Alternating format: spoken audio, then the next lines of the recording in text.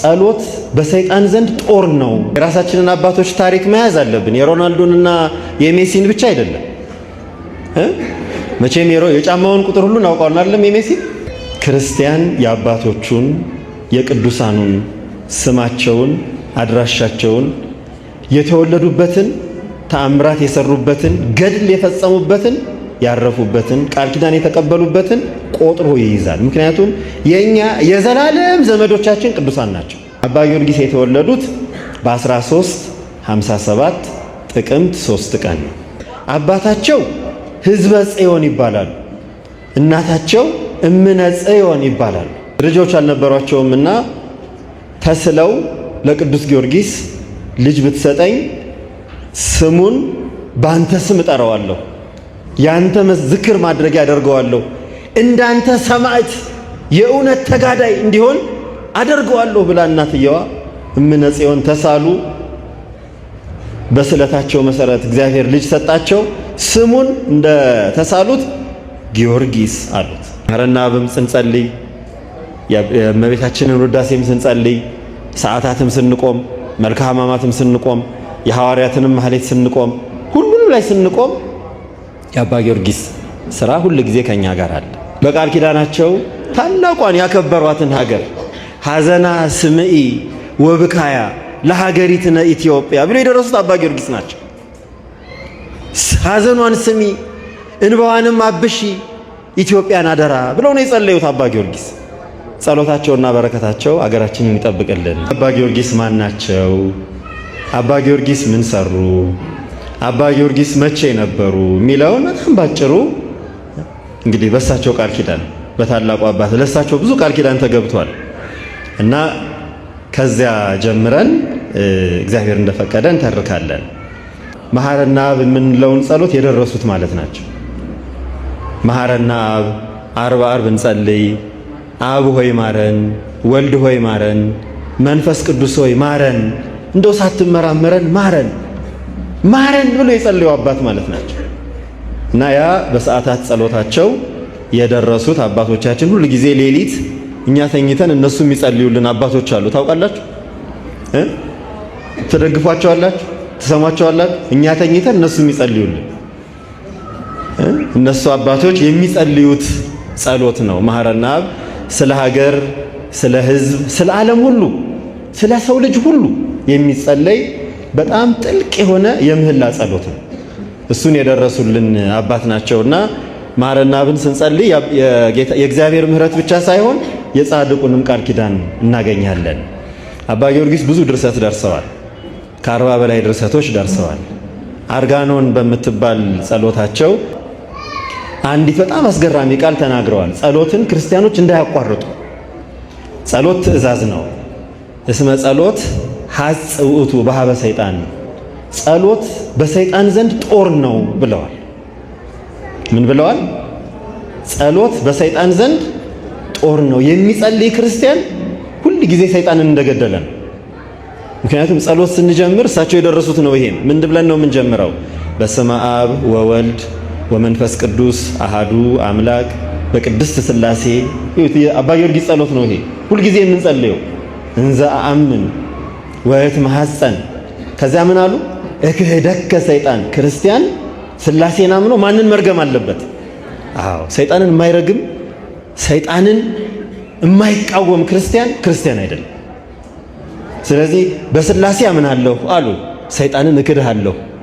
እክህደከ ሰይጣን በቅድመ ዛቲ ቤተ ክርስቲያን ቅድስት ስምዐ ማርያም። ለዚህም ምስክሬ እመቤታችን ናት። ተመልከቱ ስንቱን እንደጠቀሱት ቤተ ክርስቲያንን፣ ሥላሴን፣ እመቤታችንን ምስክር አድርገው ሰይጣንን ክጀዋል። አሁን ሰይጣንን ጓደኛ አድርገን ነው የተቸገርነው። ግን ጸሎት ክርስቲያን ሲጸልይ ምን ብሎ ነው? የሰይጣን ጓደኛ፣ የሰይጣንን ስራ የሚሰራ የሰይጣን ጓደኛ፣ የሰይጣንን ሐሳብ የሚያስፈጽም ለሰይጣን መስዋዕት እንደማቅረብ ማለት ነው። የሚዋሽ፣ የሚገል፣ የሚቀጥፍ፣ የሚያማ ሰው ለሰይጣን መስዋዕት የሚያቀርብ ሰው ነው። እውነት የሚናገር፣ ጸሎት የሚጸልይ፣ የሚያመሰግን፣ የሚያስቀድስ፣ የሚዘምር ሰው ደግሞ ለማን ነው መስዋዕት የሚያቀርብ? ለእግዚአብሔር። ሰይጣን ስለዘመርንለት አይደለም መስዋዕት፣ የእሱን ስራ ከሰራን መስዋዕት እንዳቀረብንለት ነው። ስለዚህ ጸሎትን ሲጀምሩ ምን አደረጉ አባቶቻችን? በቅድስት ሥላሴ አምናለሁ እንዘ አአምን በአብ በወልድ በመንፈስ ቅዱስ፣ በአብ በወልድ በመንፈስ ቅዱስ እያመንኩ እክህደከ ሰይጣን፣ ጠላቴ ሰይጣን እክድሃለሁ። እክህደከ በየት ለዚህ ምስክሬ በቤተ ክርስቲያን ፊት ቆሜ እመቤታችንን ምስክር አድርጌ እክድሃለሁ። ተመልከቱ፣ እንደዛ አይነት ጸሎት ነው የጸለዩት እና ጸሎት በሰይጣን ዘንድ ጦር ነው ይላሉ አባ ጊዮርጊስ። አባ ጊዮርጊስ የተወለዱት በ1357 ዓመተ ምህረት ነው። ይዛችሁታል? 1357 1357 ዓመተ ምህረት ጥር 3 ቀን የተወለዱት። ማን ጥቅምት 3 ቀን የተወለዱት። ይዛችሁታል? አዎ፣ የራሳችንን አባቶች ታሪክ መያዝ አለብን። የሮናልዶንና የሜሲን ብቻ አይደለም። መቼም የጫማውን ቁጥር ሁሉ እናውቀዋለን አይደለም? የሜሲ አይዛችሁ ክርስቲያን የአባቶቹን የቅዱሳኑን ስማቸውን፣ አድራሻቸውን፣ የተወለዱበትን፣ ተአምራት የሰሩበትን፣ ገድል የፈጸሙበትን፣ ያረፉበትን፣ ቃል ኪዳን የተቀበሉበትን ቆጥሮ ይይዛል። ምክንያቱም የኛ የዘላለም ዘመዶቻችን ቅዱሳን ናቸው። የዘላለሙ ዘመዶቻችን አሁን የምንናገረውን እግዚአብሔር ጋር የምንነጋገርበትን ጸሎት ሊቃውንቱ ሊቅ ተብለው እግዚአብሔርን የሚያመሰግኑበትን ማህሌት፣ ቀሳውስቱ በቤተ መቅደስ የሚጸልዩበትን ቅዳሴ የደረሱልን አባቶች ማለት ናቸው። እነዚህ አባቶች እግዚአብሔርን የምናወራበት የምንነጋገርበትን ቃላት የደረሱልን፣ ሥላሴን አምነን ሰይጣንን ክደን እመቤታችንን ምስክር አድርገን በእግዚአብሔር ፊት እንድንቆም የደረሱልን አባቶች ናቸው። አባ ጊዮርጊስ የተወለዱት በ1357 ጥቅምት 3 ቀን ነው። እኒህ አባት የተወለዱት ከክርስቲያን ቤተሰብ ነው። አሁን ክርስቲያን ቤተሰብ እንዴት መሆን እንዳለበት አባታቸው ሕዝበ ጽዮን ይባላሉ፣ እናታቸው እምነ ጽዮን ይባላሉ። አይገርምም? ስማቸው ራሱ ሕዝበ ጽዮን፣ እምነ ጽዮን። እንደው የሚገርም ስም እኮ ነው። ጽዮን ማለት መጠጊያ፣ ጽዮን ማለት መሸሸጊያ፣ ጽዮን ማለት የእግዚአብሔር ተራራ፣ ጽዮን ማለት ኢየሩሳሌም፣ ጽዮን ማለት እመቤታችን ናት። ጽዮን ማለት ቤተ ክርስቲያን ናት። ለሐዲስ ኪዳን ጽዮናችን ቤተ ክርስቲያን ናት። ለሐዲስ ኪዳን ጽዮናችን እመቤታችን ናት። ለሐዲስ ኪዳን ጽዮን የእግዚአብሔር ተራራ የምትባለው ቅድስት ኦርቶዶክስ ተዋሕዶ ቤተ ክርስቲያን ናት። ሕዝበ ጽዮን፣ እምነ ጽዮን ይባላሉ። ስም የእናትና የአባታቸው ስም። ብዙ ልጆች አልነበሯቸውምና ተስለው ለቅዱስ ጊዮርጊስ ልጅ ብትሰጠኝ ስሙን በአንተ ስም እጠራዋለሁ፣ ያንተ ዝክር ማድረግ ያደርገዋለሁ፣ እንዳንተ ሰማዕት የእውነት ተጋዳይ እንዲሆን አደርገዋለሁ ብላ እናትየዋ እምነ ጽዮን ተሳሉ። በስለታቸው መሰረት እግዚአብሔር ልጅ ሰጣቸው። ስሙን እንደ ተሳሉት ጊዮርጊስ አሉት። አያችሁ፣ ስም አወጣጥ በቅዱሳን ስም አወጣጥ በከበረው እግዚአብሔር እውቅና በሰጠው። ያው ስም ሁሉም ስም እግዚአብሔር ያውቀውም ማለት አይደለም፣ ግን ቅዱሳንን የምንዘክርበት ቅዱሳንን በረከታቸውን ቃል ኪዳናቸውን የምናውቅበት ነውና አባቶቻችን እንደውም ስሙ ይመርህ በምግባሩ ይላሉ። አንዳንድ ስም ወደ ምግባር ይመራል። ለምን ይሄን ስም አወጣሽልኝ እናቴ ይላል ልጅ። ለምንድን ነው እንደ ከበድ እንድል ከበደ ያላልሽኝ? ለምንስ ነው እንድደመጥጥ ለምንድን ነው ዳምጤ ያላልሽኝ ብለው ስም ይጠይቃሉ እናቶቻቸውን። አይ ጊዮርጊስ ያልኩህ ለጊዮርጊስ ተስዬ ስላገኘሁህ ነው ይላሉ። አያችሁ፣ ገብረ ሥላሴ ያልኩህ ሥላሴን የሱ ባሪያ የሱ አገልጋይ እንድትሆን ብዬ ነው ይላሉ። ይተርካሉ፣ ሃይማኖት ይተርካሉ። ለዚህ ስም ስናወጣም ለልጆቻችን እንድንተርክ አድርገን ማውጣት አለብን። ያው አንዳንዴ ቁጭታችንን ብቻ አይደለም ደመላሽ ደምቅዳ ምናምን እያልን ማውጣት፣ አንዳንዴ እንትናችንን ምኞታችንን እግዚአብሔር ጋር የሚያገናኘንን ነገር።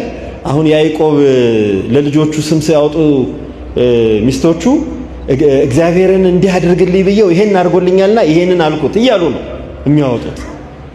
በዚያ ስም ነውና ጊዮርጊስ ያሉት ለቅዱስ ጊዮርጊስ ተስለው ለቅዱስ ጊዮርጊስ ተማጽነው ስላገኙት ጊዮርጊስ አሉት። አባትየው በጣም ትልቅ ሊቅ ነበሩ። የቤተ መንግስት ሹም ነበሩ።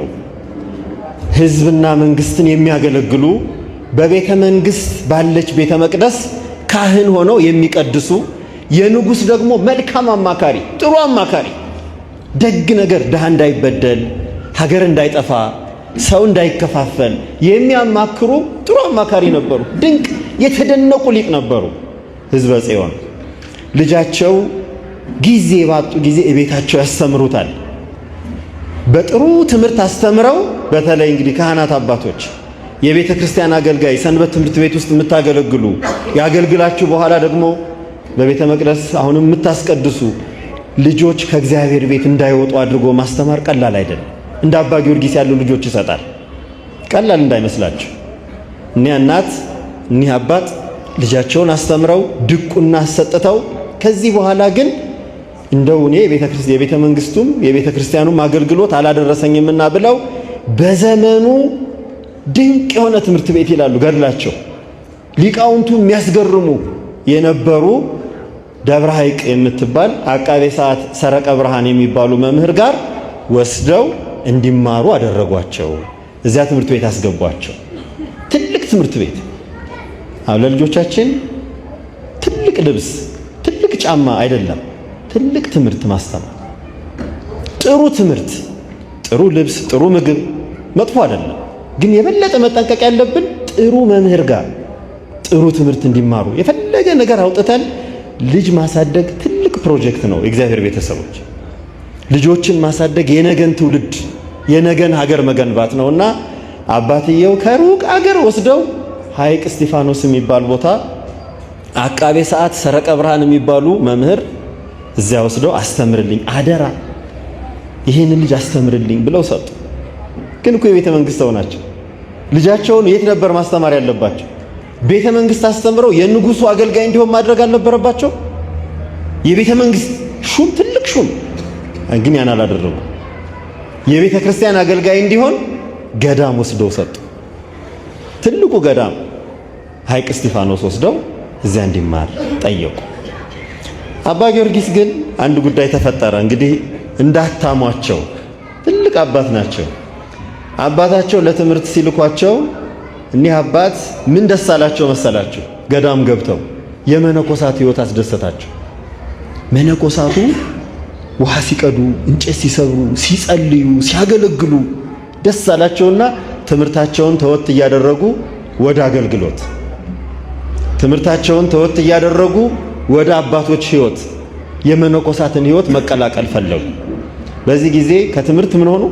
ወደ ኋላ ቀሩ። ወደ ኋላ ቀሩ። በዚህ በጣም እየፈሩ እየሰጉ መጡ።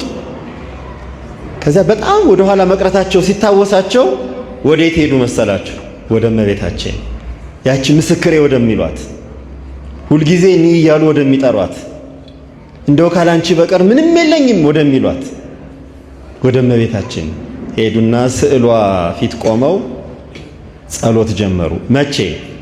ነሐሴ 1 የፍልሰታ ቀን የእመቤታችን ጾመ ፍልሰቷ በሚጀመርበት ቀን እመቤታችን ስዕል ፊት ቆመው ጸሎት።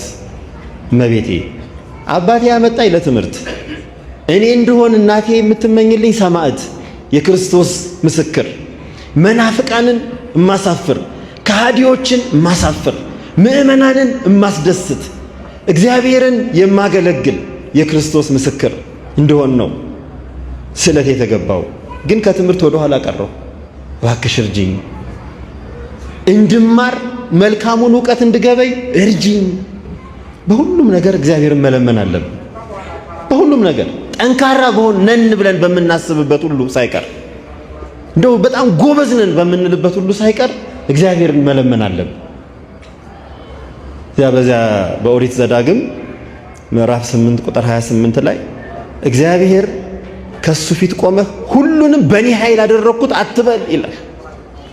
በአንተ ኃይል አደረግኩት በል። እግዚአብሔር ይክበር።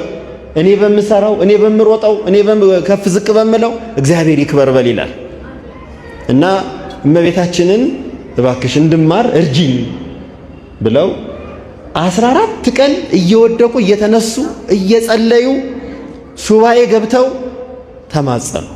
በ14ኛው ቀን እመቤታችን ተገለጸችላቸው። ያሰበችው ስላለ እግዚአብሔር የመረጠው ነገር ስላለ በሱ የሚጠቀምበት በዚህ ታላቅ አባት የሚጠቀምበት ስላለ በ14ኛው ቀን እመቤታችን ተገልጻ ምንድነው የምትፈልገው አለቻቸው። እኔ የምፈልገው ትምህርት ነው አሉ።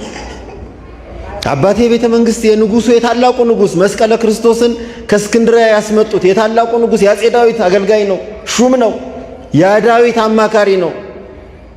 የእመቤታችንን ስዕሎች ያስመጡ፣ የቅዱስ ጊዮርጊስን አጽም ያስመጡ፣ የክርስቶስን መስቀል ከእስክንድርያ ያስመጡት፣ አባይን እገድበዋለሁ ብለው ክርስቲያኖችን በግብጽ በሶሪያ ያሉትን ነፃ ያወጡት በጣም ታላቁ ገና ነው ንጉስ የዳዊት ሹም ነው። ግን እኔ የምፈልገው ትምህርት ነው። አንቺን እንዳመሰግን ቃል ኪዳንሽን በአንቺ ላይ የተገለጸውን የእግዚአብሔርን ቸርነት ለምእመናን እንድናገር መናፍቃንን ከሃዲዎችን እንዳሳፍር ቤተ ክርስቲያንን እንድጠብቅ መልካም ትምህርት እንዳገኝ ዕውቀት ነው የምፈልገው አሉ። ዕውቀት ነው የምፈልገው ነው። በጣም ጥሩ እንግዲህ አንድ ሳምንት ጠብቀኝ አለቻቸው። ነሐሴ 14 አንድ ሳምንት ስትጨምሩ ስንት ይሆናል? 7 ቀን ስትጨምሩ ነሐሴ 21። አሁን ጾሟ የምታልቀው ከሁለት ቀን ያው በ14 ነበር። ግን እመቤታችን ሶስተኛ ሱባኤ ጨመረችባቸው አላልኩም፣ ጨመረችላቸው። በሶስተኛው ሱባኤ በ21 ነሐሴ 21 እመጣለሁ፣ ጸሎትህን ቀጥል አለቻቸው። ቀጠሉ ጸሎታቸው። ከዚያ እመቤታችን በስዕሏ ነው መጀመሪያ የተገለጸችላቸው። በኋላ በ21 ከማን ጋር መጣች መሰላችሁ? ከማን ጋር ብትመጣ ጥሩ ነው? ከቅዱስ ኡራኤል ጋር። ቅዱስ ኡራኤል ሌላ ታሪክ አለው። ቅዱስ ኡራኤል የጠፉትን የእስራኤል መጻሕፍት ለዕዝራ ልቦናውን የሚያበራ ጽዋ ሰጥቶ እንደገና እንዲጽፍ ያደረገ መልአክ ነው። ቅዱስ ኡራኤል ዕውቀትን የሚገልጽ ጥበብን የሚገልጽ ለትምህርት የሚያተጋ መልአክ ነው። ቅዱስ ኡራኤልን ይዛ በል ለዕዝራ እንደሰጠኸው ለአባ ጊዮርጊስም ስጠው አለችው። አሁን የአባ ጊዮርጊስን ስዕል ስታዩ እመቤታችን ቅዱስ ኡራኤል እንደገና ደግሞ አባ ጊዮርጊስ ጽዋ የዕዝራን ጽዋ እይጠጣ እመቤታችን ዕዝራን ይዛ መጣች። መላእክትን ይዛ መጣች። አባ ጊዮርጊስ በል እንግዲህ የፈለከው ነገር ይሁንልህ አለችው። የዚያን ጊዜ ትምህርት ቤቱ ተመለሰ። ከመምህሩ ጋር እንደገና ተገናኘ። በዚያች ወቅት እመቤታችን ይህን ባደረገችለት ወቅት የመጀመሪያውን ድርሰት ሆህተ ብርሃን ብሎ ለእመቤታችን ድርሰት ደረሰ። ማን አልኳችሁ? ሆህተ ብርሃን ምን ማለት ነው? ሆህተ ብርሃን ምን ማለት ነው? ሆህተ ብርሃን ሆህት ማለት ምን ማለት ነው? በር ደጅ አይደል?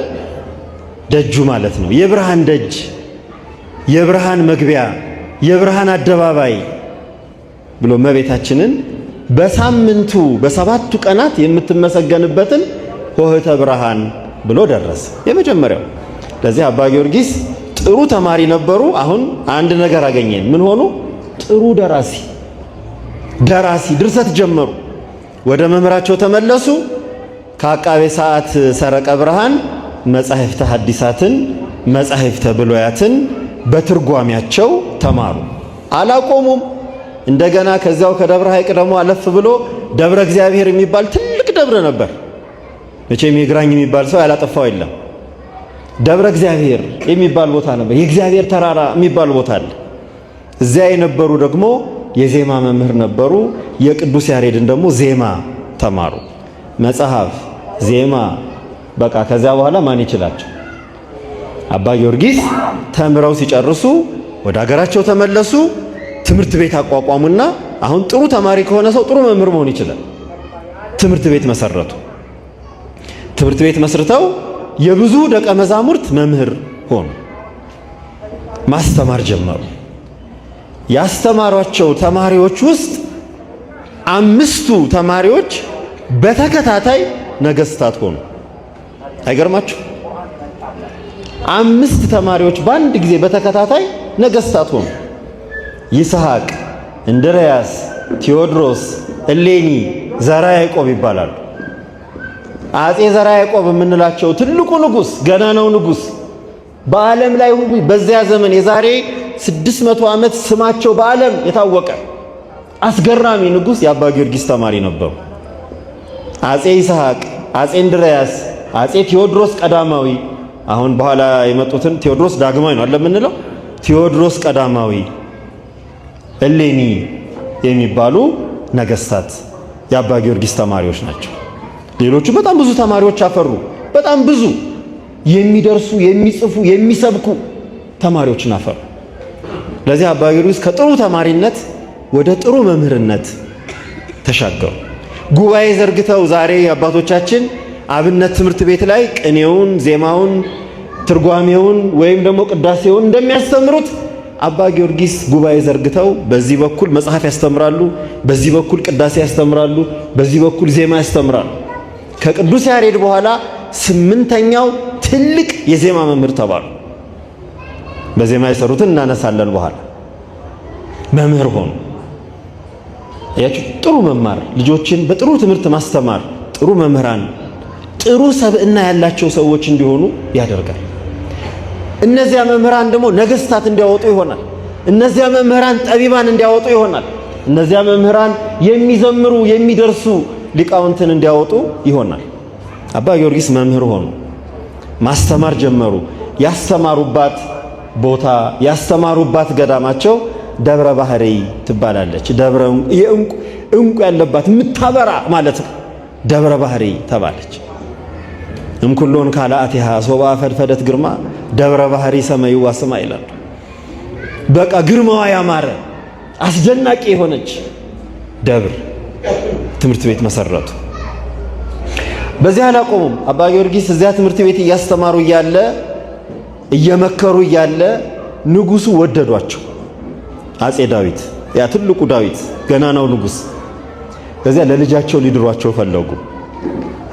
አንዳንዴ ጥሩ ሰው ሲገኝ ቶሎ ብሎ ይሄንማ ለልጅ የመዳር ነው ይባላል አይደል?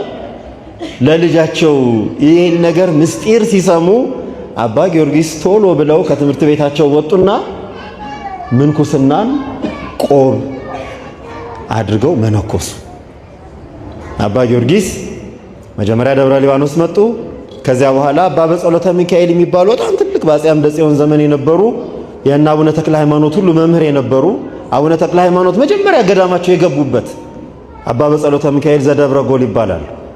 እሳቸው ገዳም ገብተው ደመ ክህወቱ ደሙ የፈሰሰበት ቦታ አባ በጸሎተ ሚካኤል ሰማዕት የሆነበት ገዳም ገብተው ምንኩስናን ተቀበሉና ያ ጥሩ ተማሪ፣ ያ ጎበዝ ተማሪ፣ ያ ደራሲ የነበሩት ተማሪ እንደገና ደግሞ መምህር የነበሩት ወዴት ሄዱ? ወደ ምንኩስና። ምንኩስና ገብተው መነኮሱ። ዳዊት አዘኑ። ለምን እንዲህ አረክ አሏቸው። እኔ እናቴ ቃል ኪዳን ገብታ ለክርስቶስ ሰማዕት እንደሆን የክርስቶስ የእግዚአብሔር ሁለንተናዬን ለእግዚአብሔር ሰጥቼ እንዳገለግል ነው ወደ ቤተክርስቲያን የተሰጠው የስለት ልጅ ነኝ። በቃ ሁለንተናዬ ለክርስቶስ ነው። ለሌላ የሚሆን ህይወት የለኝም። ትዳር ይዤ ቤት መስርቼ ልጆች ለማሳደግ የሚሆን ህይወት የለ። ሁለንተናዬ በቃ ለ24ቱንም ሰዓት ለእግዚአብሔር ማገልገል እንድችል ነው የተሰጠሁት ለቤተ እግዚአብሔር ብለው መነኩሴ ሆኑ። አሁን ስንተኛው ላይ ደረስን? ከተማሪነት አለፈ፣ መምህር ሆኑ። ከዚያ ደግሞ ምን ሆኑ? ደራሲ ሆኑ። ከዚያ መነኮሱ። አባ ጊዮርጊስ መንኩሰው ገዳም መሰረቱ። የገዳሙን ታሪክ በኋላ እናነሳለን። አሁን በዚህ በምንኩስና ህይወታቸው ውስጥ እያሉ ደግሞ በጣም አስደናቂ ነው። መምህራን አባቶቼ፣ ሊቃውንት፣ የእግዚአብሔር ቤተሰቦች ሁላችሁም አባ ጊዮርጊስ የሚገርሙ ምሳሌነት ያላቸው አባት ናቸው። የጉባኤ መምህር ናቸው። የአውደ ምሕረት ሰባኪ ናቸው። ራሳቸውን ሲጠሩት የወንጌል ሰባኪ፣ የሐዋርያት ፍሬ፣ በቤተ ክርስቲያን አጸድ ያደግኩኝ ተክል ይላሉ። ሰባኪነታቸውን ሲወዷት የምእመናን የክርስቶስ ቤተሰቦች የሆናችሁ ምእመናን ሆይ እኔ ኃጢአተኛ የሆንኩኝ ግን በሱ ረድኤት የክርስቶስ ወንጌል ሰባኪ ነኝና ጸልዩልኝ ይላሉ መጽሐፈ ምስጢራቸው ላይ። የወንጌል ሰባኪ ከመሆን የሚበልጥ ሥራ የለም ይላሉ እና አስደናቂ ሰባኪ ነበሩ። እየወጡ ገበሬ ማህበር እየሄዱ በየገጠሩ እየዞሩ የሚሰብኩ ሰባኪ፣ እንደገና ጉባኤ ቁጭ ብለው ደግሞ የሚያስተምሩ መምህር። ከመነኮሱ በኋላ ደግሞ ቀዳሽ ሆኑ። ክህነትን ተቀብለው የሚቀድሱ ካህን። ዛሬ ብዙ ችግር አለብን። አንዱን ይዘን አንዱን አንጠልጥለን አንዱን ጥለን ነው የምንኖረው። ያም አሟልቶ የሚገኝ ጥቂት ሰው፣ በጣም ጥቂት የታደለ ሰው ነው ቤተ መቅደስ ቀድሶ ማህሌት ቆሞ አውደ ምሕረት ሰብኮ ጉባኤ የሚያስተምር ሰው የምታገኙት ትንሽ ነው፣ በጣም ትንሽ። አባ ጊዮርጊስ ግን እንደዛ አይነት አባት ነበሩ። ጉባኤ ያስተምራሉ፣ እንደገና አውደ ምሕረቱ ላይ ቆመው ይሰብካሉ። እንደገና መነኩሴ ናቸው ደግሞ የምንኩስና ሕይወትን ይመራሉ። ቤተ መቅደስ ገብተው ደግሞ ይቀድሳሉ። ቀዳሽ አባት ሆኑ። አንድ ቀን ሲቀድሱ በዚያ ዘመን ቅዳሴ እየተቀደሰ አንዳንድ ጊዜ ትላልቅ ሰው ነገስታት ምናምን ከመጡ ይላል እንደ አንዳንድ ሰው እንደ ትቢት ነገር ያለው ሰው ቅዱስ ቁርባኑን እቆመበት ቦታ እንዲሰጡ ይፈልጉ ነበር እና እየቀደሱ አብረው ያለው ሁለተኛው ምክትሉ ንፍቁ ካህን አባታችን ዛሬ ቅዳሴ ቁርባን እነገሌ ቁርባን ይቀበላሉና እስኪ ወደ እነሱ ሄደን እናቆርባቸው ብለው ይሏቸዋል። ይምጡና እዚህ ይቁረቡ አሉ አባ ጊዮርጊስ። እበሩ ላይ እቺ ቤተ መቅደስ ስጋውን ደሙን ቆመን የምንቀበልባት ቦታ ቀራንዮ ናት። ክርስቶስ የተሰቀለባት ስጋውን ደሙን ለኛ ለዘላለም ሕይወት እንዲሆን የሰጠባት ዛሬ ከኔ ጋር በገነት ትኖራለህ ብሎ ገነትን የከፈተባት ሲኦል በነፍስ ወርዶ አዳምንና ልጆቹን ነፃ ያወጣባት ቀራንዮ ናት። እዚህ መጥቶ ይቁረቡ አሉ። ከዚያ ሄደው እዚህ መጥቶ ይቁረቡ ተብሏል ብለው ለቁርባን የመጡት ሰዎች ሁሉ ሄደው እንዲቆርቡ ሆነ። መቼም ትዕቢት አይጣልባቸው። ከዚያ አንዱ እንዴት እንደዚህ ይለናል ይሄ ሰውዬ ብለው በአባ ጊዮርጊስን ከዚያ አንስተው በሩቅ አገር ብለው በእነሱ የራቀ ደብረ ዳሞ አለቃ አድርገው ደብረ ዳሞ ሾሟቸው። ማራቃቸው ነው በእነሱ ቤት። ግን አባ ጊዮርጊስ በቅዳሴው ላይ እየቀደሱ ይሄን ሲሏቸው በላኢውቱ ዘይበል አማጽያን የሚለውን ድርሰት ያካተተ መልካ ቁርባን ለቁርባኑ መልክ ደረሱ። ዛሬ በቤተ መቅደስ ሰላም ለኪ ብለን ሰላም ለመልካ ሐና ብለን የምንቆመው የምናዜመው ዜማ አባ ጊዮርጊስ የደረሱልን ነው። መልካ ቁርባን ደረሱ። ዛሬ በቤተ መቅደስ አባቶቻችን ቅኔ አስበው ደርሰው ለቁርባኑ ጣነ ሞገር ክብርኢቲ ቅኔ ያደርሳሉ። ልክ እንደዚህ አባ ጊዮርጊስ ቤተ መቅደሱ በር ላይ ሆነው ቅዱስ ቁርባንን ስለሚቀበሉት ሰዎች ስለ ቅዱስ ቁርባን ክብር መልካ ቁርባን ብለው እስከ እንዘ ብዙኃኑ ድረስ ሰፊ ድርሰት ደረሱ። እየቀደሱ የቅድስናቸው የንጽህናቸው ብዛት ህብስቱ ጻዕዳ በግ ሆኖ ያዩት ነበር። ከዚያ ደነገጡ ይላል ገድሉ ጸሐፊ። አስገራሚ ሰው ነው። ገድሉን የጻፈው በራሱ ሊቅ ሰው ነው። ህብስቱ ጻዕዳ በግ ሆነው ሲያዩት እንዴ ይሄንንማ እንዴት ብዬ ፈትታለሁ? ዝም ብዬስ እንዴት ብዬ ጸሎቱን ፈትቶን አደርጋለሁ ብለው ጸሎተ ፈትቶ የሚባል በቁርባን ጊዜ የምንጸልየው ጸሎት ደረሱ። በቅዳሴ ውስጥ ጸሎተ ፈትቶን በቅዳሴ ውስጥ መልካ ቁርባን እንዲኖር አድርገው ደረሱ። ከዚያ ያ ብቻ አይደለም፣ ቅዳሴ ራሱ ደረሱ። መዓዛ ቅዳሴ የምትባል የእመቤታችን ቅዳሴ ደረሱ። እኒህ አባት ቅዳሴ የሚያስቀድሱ ቅዳሴ የሚቀድሱ ብቻ ሳይሆኑ ቅዳሴ የሚደርሱ አባት ናቸው። ቅዳሴው ውስጥ ማንኛውንም ነገር ሁሉ በእውቀትና በማስተዋል እንድናደርግ በቅዳሴ ውስጥ ትናንሽ ጸሎቶች ቀደም ሲል የነበሩት የጥንቶቹ አባቶች አሁን ቅዱስ ዮሐንስ አፈወርቅ ቅዳሴ እየቀደሰ እያስቀደሰ ቅዱስ ሥጋውን ክቡር ደሙን የሚቀበል ሰው ዝም ብሎ እንዳይቀበል ቅድመ ተመጥኦ ብለው ቅዱስ ዮሐንስ አፈወርቅ ጸሎት ደርሶልን ነበር። ቅዱስ ባስልዮስ ደግሞ ድኅረ ተመጥኦ ብሎ ጸሎት ደርሶልን ነበር። ልክ እንደዚያ እንደ ሊቃውንት አባቶች አባ ጊዮርጊስም መልካ ቁርባን፣ ጸሎተ ፈትቶ የሚባሉ ድርሰቶችን ደረሱ። በቅዳሴ መሃል የሚጸለዩ ያ ብቻ አልበቃም፣ ቅዳሴም ደረሱ። ከዛ በኋላ ያው ደብረ ዳሞ አበምኔት ሆነው ንቡረ እድ ሆነው የደብረ ዳሙ ንቡረ እድ ሆነው ደብረ ዳሙ ሄዱ። እዚያ ሲሄዱ ደግሞ አባቶች ጋር ገዳም ሆነው እዚያ ስላሉ ቅዱሳን ነገሯቸው። ስለ አንድ ትልቅ ጻድቅ ነገሯቸው። ማን ይባላሉ መሰላችሁ? አቡነ ሳሙኤል ዘዋልድባ ይባላሉ። በዘመናቸው አብረው ነው የኖሩት። አይ ትትናቸው እውነተኛ ይሄ እኛ ዘመን ያለው መንደርተኛነት የሌለባቸው አባ ሳሙኤልን ሄጄ በረከት ልቀበል አሉ። አባ ጊዮርጊስ ከአባ ሳሙኤል ሄደው በረከት ሊቀበሉ ወደ ዋልድባ ሄዱ። ዋልድባ ደረሱ። ሲደርሱ አቡነ ሳሙኤል ዘዋልድባ ደግሞ ሱባኤ ላይ ነበሩ። ሳያገኟቸው ሲመለሱ እመቤታችን ለአቡነ ሳሙኤል ተገለጸችላቸው። እንግዲህ ተመልከቱ፣ አባቶቻችንን ሕይወት እንድናውቀው ነው ይሄን የምነግራችሁ። ተናግረን አንጨርሰውም። የአባ ጊዮርጊስን ታሪክ፣ የቅዱሳን የአቡነ ሳሙኤልን ታሪክ አንጨርሰውም። ግን ትምህርት እንዲሆነን አባቶቻችን እንዴት ነው የኖሩት? ቅዱሳን እንዴት ነው የኖሩት? ትትናቸውን ተመልከቱ። ደብረ ዳሞ ሆነው የደብረ ዳሞ ንቡረ እድ ሆነው ዋልድባ ገዳም የሚታወቁ አንድ መነኩሴ አባት ጻድቅ አባትን የአባ ሳሙኤል ዘዋልድባን በረከት ልቀበል ብለው ከደብረ ዳሞ እንግዲህ የደብረ ዳሞ አበምኔት ተብለው ዋልድባ ሄዱ። የአባ ሳሙኤልን በረከት ልቀበላሉ። አባ ሳሙኤል ጋር ሄዱ። አባ ሳሙኤል ጸሎት ላይ ነበሩ፣ ሱባኤ ላይ ነበሩ። የአባ ሳሙኤል የጸሎት ስርዓት ደግሞ በጣም ነው የሚያስደንቃቸው። በቁመታቸው ልክ ጉድጓድ ይቆፍራሉ፣ የድንጋይ ቆብ ያደርጋሉ። እዚያ ውስጥ ገብተው ነው የሚጸልዩት። ለማን ብለው ይመስላቸዋል? ለኛ እኮ ለዚች ሀገር አብርሃም ለልጆቹ ቃል ኪዳን እንደተቀበለ እነዚህም አባቶች ለኛ የሚተርፍ ለነሱ ጽድቅማ በቅተዋል። ሲመነኩሱ እግዚአብሔር ጋር ሲገናኙ ለነሱ በቅቷቸዋል። አሁን ለትውልድ ይችን ሀገር ለማስባረክ ሳሙኤል ዘዋልድባ ማለት ሀገራችንን ብድግ አድርገው እንደ ዳቦ እንደ ድፎ ዳቦ እግዚአብሔርን ያስባረኩ አባት ናቸው። ሳሙኤል ዘዋልድባ ማለት እሳቸው ጋር ሄደው ሲያጧቸው ሲመለሱ እመቤታችን ለአባ ሳሙኤል ትገለጽና እንዴ ለምንድን ነው የመለስከው? ወዳጄ አባ ጊዮርጊስ መጥቶ ነበር አለቻቸው። ከዚህ አባ ሳሙኤል እባካችሁ ጥሩልኝ አሉ። ኧረ ጥሩልኝ አባ ጊዮርጊስ። ከዚያ ብዙ ርቀት ሄደው ስለነበር አይ ሌላ ቀን እመጣለሁ ብለው ተመለሱ። በሌላ ቀንም እመጣለሁ እንዳሉት አልቀሩም፣ መልሰው መጡ። ሲመጡ ደግሞ አባ ሳሙኤል አርፈዋል። አሳዝን አባ ሳሙኤል አርፈዋል። ግን አረፉ ብሎ ደግሞ አልተውም።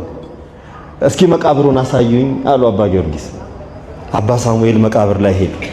መቃብሩ ላይ ቆመው አፈሩን በራሳቸው ላይ እየነሰነሱ ለአቡነ ሳሙኤል ሙሉ ማህሌት ደረሱ። ሳሙኤል ዘዋልድባ የሚታሰቡበት ገድላቸው የሚነገርበትን ድርሰት ማህሌቱን ደረሱላቸው። አይገርሙም? አባቶቻችን ተመልከቱ። አንዳቸው ለአንዳቸው ያላቸውን ክብርና ረድኤት፣ አንዳቸው የአንዳቸውን ማህሌት ደረሱ። ቅዱስ ያሬድ የስንት ቅዱሳንን ማህሌት ነው የደረሰ? አሁን እኛ ፌስቡክ ከፍተን ሌላ ምንድነው ሶሻል ሚዲያ ሰው የሚገናኝበትን ከፍተን ሰው እንራገማለን። አባቶቻችን ግን እንደዚህ አይደሉም። አቡነ ሳሙኤል አቡነ ጊዮርጊስ ዘጋስጫ ለአቡነ ሳሙኤል ማህሌት ነው የሚደርሱት። እናቶች አባቶቼ ሊቃውንት ሁላችሁ የአባቶቻችን ሕይወት ይሄ ነው። አንዳቸው የሚመሰገኑበትን ማህሌት የሚደርሱ ቅኔ የሚቀኙላቸው፣ ጣነ ሞገር የሚቀኙላቸው፣ ሰላምታውን ሁሉንም ነገር አድርገው ተመለሱ። አዝነው አልቅሰው ማህሌታቸውን ደርሰው ወደ ገዳማቸው ተመለሱ። ከተመለሱ በኋላ ትንሽ ጊዜ ቆይተው ወደ ትምህርት ቤታቸው አስፈቅደው ወደ ትምህርት ቤታቸው ሄዱ።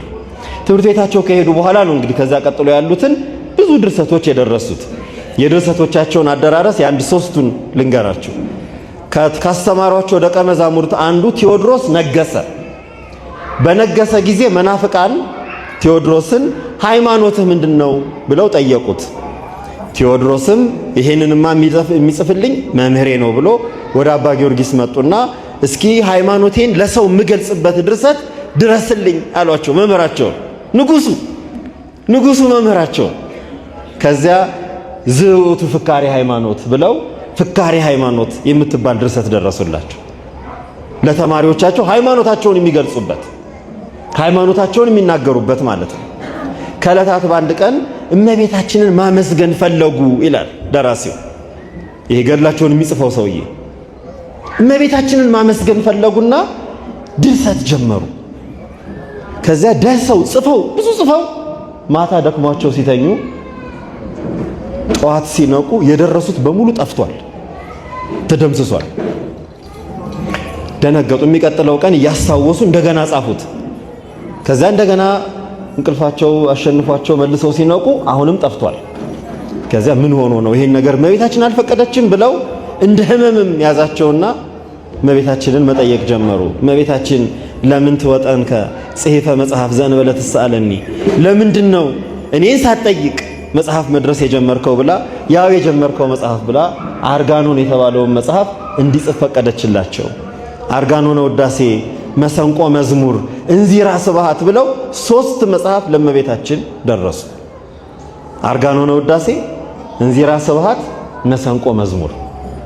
እመቤታችን ጸሎቱ ካለቀ በኋላ በዚች ጸሎት የሚለምነኝን ሁሉ አክብሬ ሰማዋለሁ፣ ልመናውንም መልስለታለሁ ብላ ቃል ኪዳን ሰጠቻቸው።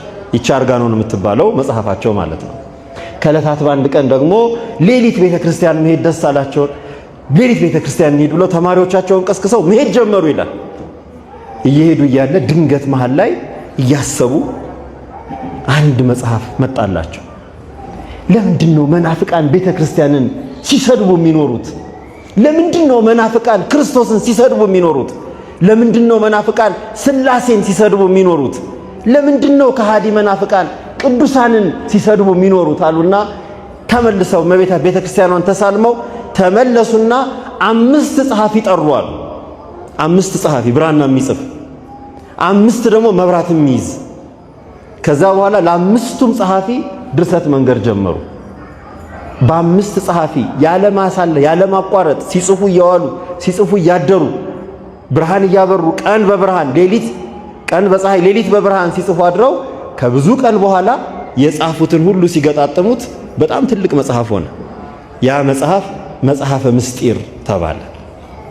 መናፍቃን ትምህርታቸውን እያንዳንዱ ድሮ የነበሩ ከሳቸው 1000 ዓመት በፊት የነበሩ 1200 1300 ዓመት በፊት የነበሩ መናፍቃን እየጠሩ ለነ ሰባሊዮስ፣ ለነ አርጊንስ፣ ለነ ሊዮ፣ ለነ ፎጢኖስ፣ ለነ ፍላቪያኖስ፣ ለነ አሪዮስ፣ ለነ ንስጥሮስ፣ ለነ መቅዶኒዮስ መልስ ጻፉ። መጽሐፈ ምስጢር ተባለ። እንዲህ እያሉ ከ40 በላይ ድርሰቶችን ደረሱ። በድርሰት ብቻ ደግሞ አይደለም።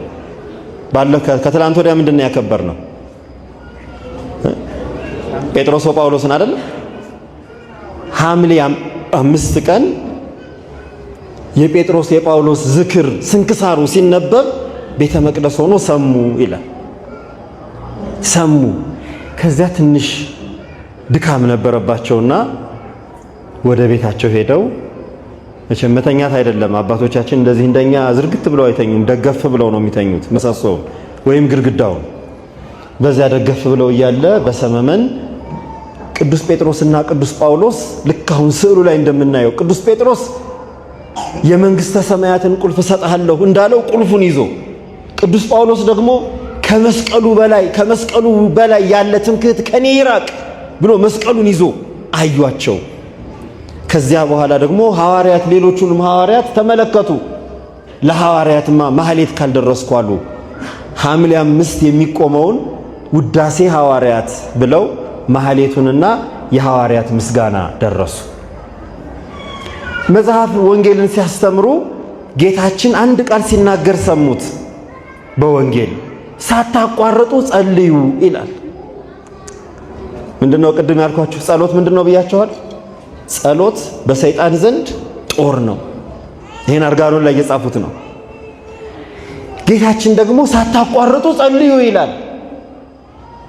ያለማቋረጥ ጸልዩ። እንዴት አድርገን ነው ያለማቋረጥ የምንጸልየው ብለው አሰቡ። በሌሊትም በመዓልትም የሚጸለይ ሰዓታት ዘመዓልት ሰዓታት ዘሌሊት ብለው የሌሊትና የቀን ጸሎት ደረሱ። በዜማ የሚጸለይ በቁመት የሚጸለይ ግራና ቀኝ እየተመላለሱ የሚጸልዩት ክርስቲያኖች ያለማቋረጥ መጸለይ ቢፈልጉ ያለማቋረጥ የሚጸልዩት ጸሎት አባ ጊዮርጊስ ደርሰዋል። ያለማቋረጥ 24 ሰዓት መጸለይ ብንፈልግ 24 ሰዓት የምንጸልየው ጸሎት ደረሱ። ተማሪዎቻቸው አባታችን እንደዚህማ ስራ ፈቶ 24 ሰዓት የሚጸልይ ሰው አይገኝም፣ አይ ለተሰጠው ካልሆነ አሏቸው። የሚያደርሳችሁ ጸልዩት፣ በሰባቱ ሰዓት የምትጸልዩት ደግሞ ሌላ ደርስላችኋለሁ አሉና ጸሎት ዘሰባቱ ሰዓታት በሰባቱ ሰዓታት የሚጸለይ ብለው በመልካ ሕማማት አባቶቻችን በማህሌት በዚህ ሕማማት ሰሞን በዜማ የሚጸልዩትን ጸሎት ደረሱ። ያንን ጸሎት ለእመቤታችን ለጌታችንና ለሥላሴ እያደረጉ ለሥላሴ ለእመቤታችን ለጌታችን ለመድኃኒታችን ለኢየሱስ ክርስቶስ አድራሻ እያደረጉ የሰባቱ ሰዓት በሰባቱ የጸሎት ሰዓታት በነግ በ3 ሰዓት በ6 ሰዓት በ9 ሰዓት በ11 ሰዓት በንዋም ሰዓትና በመንፈቀ ሌሊት የሚጸለየውን ጸሎት ደርሰው ለምእመናን ሰጡ። አይገርምም? እንዲህ እያደረጉ ያን ሁሉ ሰዓት ጸሎት በፍልሰታ እመቤታችን ፍልሰታ ላይ ያልነበር እመቤታችን የተገለጸችላችሁ ለፍልሰቷ ሳራሱ መልካ ፍልሰታ ደረሱላት። ለፍልሰታ ለበዓለ ፍልሰቷ አፄ ዳዊት ብዙ ስዕሎችን አስመጥተው ነበር። ለስዕሎቹ መልካ ስዕል ደረሱ። ለስዕሎቹ የቅዱስ ኤፍሬም ውዳሴ ማርያም ሁላችን የምንወዳት ጸሎት ናት። ለውዳሴ ማርያም መልካ ውዳሴ ደረሱላት። የሚገርሙ አባት ደራሲ፣ መምህር፣ ሰባኪ፣ መነኩሴ፣ ጻድቅ፣ ተጋድሎ የሚያደርጉ መሪ፣ ህዝብ የሚመሩ ገዳም የሚመሩ አባት ነበሩ አባ ጊዮርጊስ። አንድ ነገር ብቻ ልንገራችሁና በዚሁ ላጠናቅ። በዚህ ብቻ አላቆሙም። አባ ጊዮርጊስ የቤተ ክርስቲያን ጠበቃ ናቸው። መናፍቅ ከሃዲ በዘመናቸው ተነስቶ መልስ ያልሰጡት የለም። እንኳን ከዘመናቸው ከሳቸው 1000 ዓመት በፊት ለነበሩት ሁሉ መልስ ሰጡ ብለናል። በዘመናቸውም አንዳንድ መናፍቃን ይነሱና ጥያቄ ያነሳሉ። አንድ ሁለቱን ላንሳላችሁ። አንድ ሰውዬ መጣና የቤተ ክርስቲያንን ሊቃውንት እኔ እምላችሁ ይሄ ክርስቶስ የምትሉት አምላክ የምትሉት ወንጌላችሁ የእናንተን ወንጌል ሳነብ አለ፣ የኔን ኦሪት አይደለም አለ፣ የእናንተን ወንጌል ሳነብ አልዓዛር የተቀበረው የት ነው ብሎ ጠየቀ። አልዓዛር የተቀበረው የት ነው? አልዓዛር የሚወደው የት ነው የቀበራችሁት ብሎ ጠየቀ። አልዓዛር የተቀበረበትን የማያውቅ እንዴት ነው አምላክ የምታረጉት? እንዴት ነው አምላክ የምትሉት ብሎ ጠየቀ። ከዚያ መምህራኑ ሊቃውንቱ እንዴ ምን አይነት ጥያቄ ነው? እስኪ አባ ጊዮርጊስ ይፈለግ ተብሎ አባ ጊዮርጊስ ሲፈለግ አባ ጊዮርጊስ አሟቸው ትንሽዬ እንደ ወባ ነገር አሟቸው ቤታቸው ተኝተው ነበር። ኧረ እንዲህ አይነት መናፍቅ ተነስቷል ሲሏቸው ከነ አልጋ ይወሰዱኛል። ከነተኙበት አልጋ ሄዱ። ምንድነው የምትለው አሉት። አይ እኔ በኦሪት አይደለም በሐዲስ ኪዳን እናንተ በምታምኑት እንዲህ ነው ብሎ ጠየቃቸው። እኔ ደግሞ በሐዲስ ኪዳን አይደለም በኦሪትህ ልመልስልህ አሉት።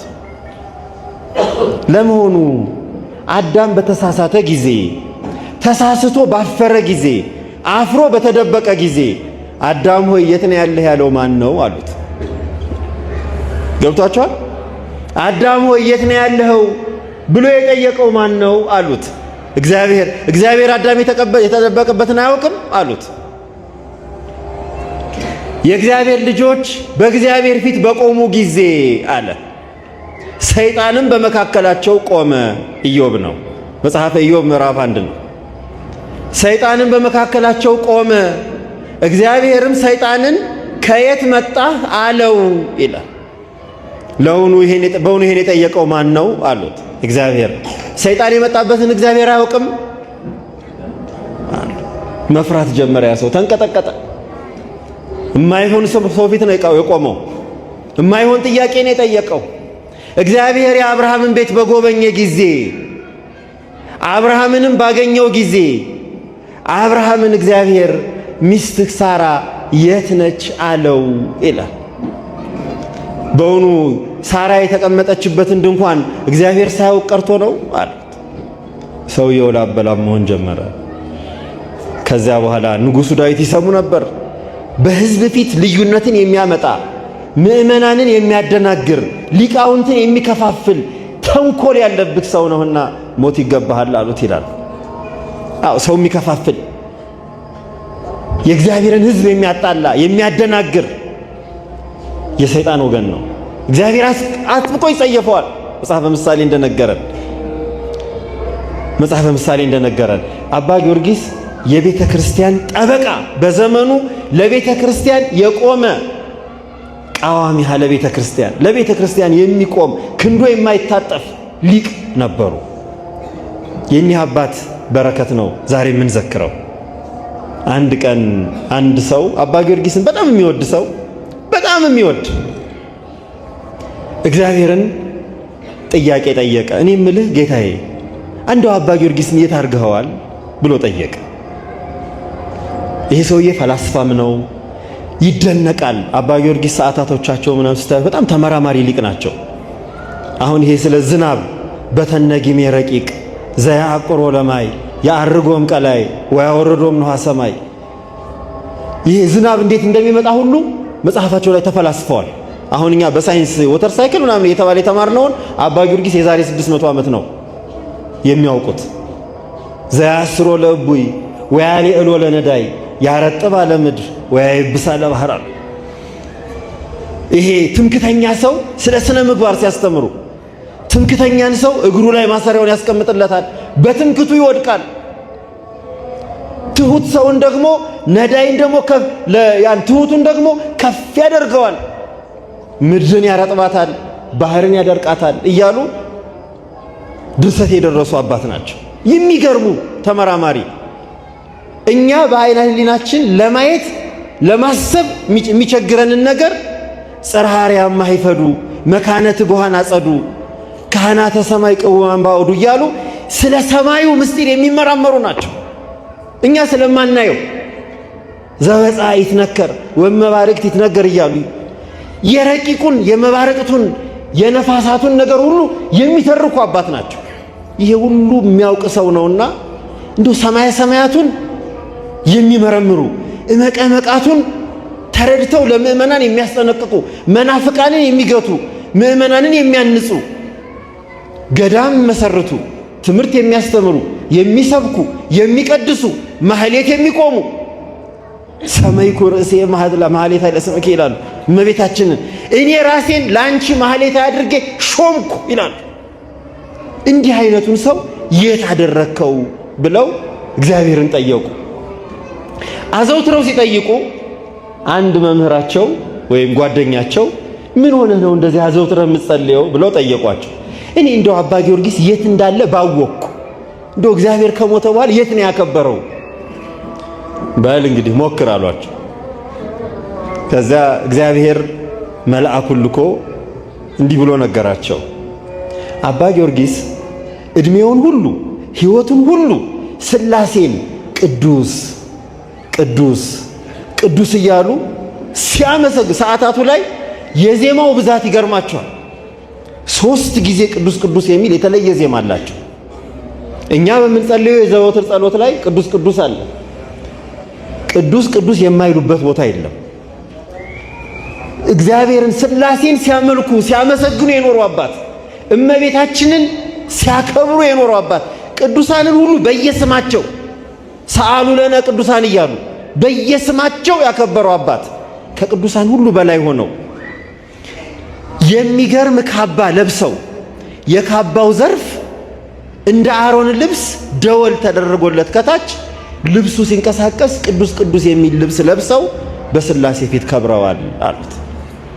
የእሳቸውን ጸሎት የሚጸልይ እሳቸው የደረሱትን ጸሎት ጸልዮ እግዚአብሔርን የሚለምን ሰው እግዚአብሔር እንደሚሰማው ቃል ኪዳን ሰጥቷቸው በመንበሩ ፊት ዘወትር የሚያመሰግኑ በእግዚአብሔር የከበሩ ጻድቁ ሆነዋል አላቸው። የጻድቁ በረከት አይለየን። አዎ ዛሬ ማህረና አብም ስንጸልይ የእመቤታችንን ውዳሴም ስንጸልይ ሰዓታትም ስንቆም መልክአ ሕማማትም ስንቆም የሐዋርያትንም ማህሌት ስንቆም ሁሉም ላይ ስንቆም የአባ ጊዮርጊስ ስራ ሁል ጊዜ ከኛ ጋር አለ። እንዲህ አይነቶቹን አባቶች የሰጠን አምላክ የተመሰገነ ይሁን። በቃል ኪዳናቸው ታላቋን ያከበሯትን ሀገር ሐዘና ስምኢ ወብካያ ለሀገሪትነ ኢትዮጵያ ብሎ የደረሱት አባ ጊዮርጊስ ናቸው። ሐዘኗን ስሚ እንባዋንም አብሺ ኢትዮጵያን አደራ ብለው ነው የጸለዩት አባ ጊዮርጊስ። ጸሎታቸውና በረከታቸው አገራችንን ይጠብቅልን፣ እኛንም በአንድነት በፍቅር በስምምነት ይጠብቀን። የአባቶቻችን በረከታቸው ሕይወታቸውም ሁሉ ምሳሌ አርአያ እንዲሆንን እግዚአብሔር ይርዳን። የእመቤታችን ቃል ኪዳን የአብርሃም የይስሐቅ የያዕቆብ አምላክ የሰጠው ቃል ኪዳን በሁላችን ላይ ይደር። ወስብሐት ለእግዚአብሔር።